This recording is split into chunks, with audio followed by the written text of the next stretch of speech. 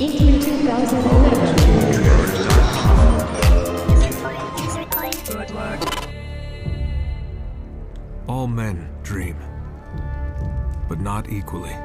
The only reason we can get this sort of active cinematic experience to play like it does is to really seamlessly weave gameplay and cinematics. And so what we do is, as we're writing the story and as we're filming the cutscenes, we're doing that sort of in parallel with the game development. And so if the game designers come up with a really cool level idea, we can incorporate that into the story. Similarly, if we come up with a really interesting story beat, the game designers can implement a game design scenario that can play that. So we're kind of like on parallel tracks moving towards our final destination, and we basically arrive at the finish line simultaneously. The stuff they're doing in LA Noire is breathtaking, to be sure. It's really like some of the most amazing looking animation in the games. We don't feel it's right for us at all. It has a lot of restrictions. First of all, your characters in-game have to look exactly like your actors. I mean, it's not facial animation anymore. It's really 3D projected video on top of your mocap. We're strong proponents of performance capture, and that means body, voice, all simultaneously. That's all real pretty, but what the hell's it mean in English?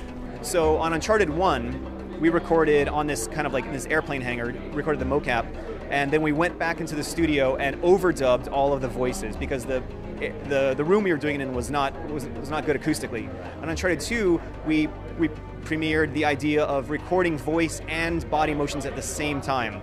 And on Uncharted 3, we're taking that to the next step.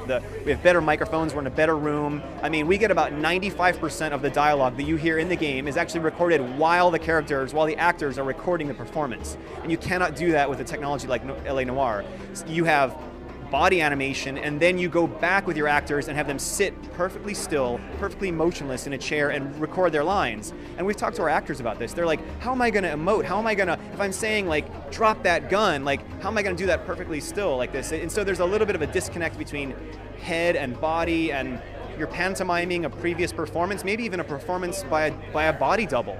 And so again, our actors, Nolan North and Richard McGonigal and Emily Rose, those actors are bringing their movements, their voice, their personalities. We record 4 cameras worth of high-definition video footage of our actors on the mocap stage recording their lines. And the animators pour over all that stuff. So those facial expressions you're getting are really the expressions of our actors, but then taken to the next level with the artistry of our animators. We want this to feel like an absolute seamless motion picture that you're playing from beginning to end.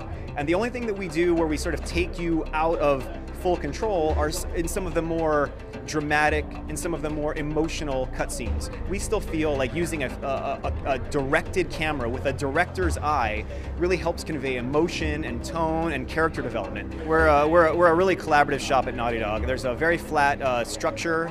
Every idea is heard. A good idea, no matter where it comes from, is incredibly important. So yes, it's just all hands on deck. I mean, a lot of things in the trailer were added at the 11th hour. A particle artist or a game designer had an idea, hey, let's throw this in there, and it gets in. I mean, the shot in the trailer and the end of the cargo plane demo, when Drake is hanging off of that cargo netting on that truck that's being pulled by the plane, there's a giant crate that comes tumbling right at him. That was added literally Sunday night, and then the trailer premiered on Monday at the Sony press conference. I'm an editor by trade, and so as an editor, for a movie trailer, you get a certain amount of footage and you're asked make a trailer out of that footage and put it together in the most creative way you possibly can.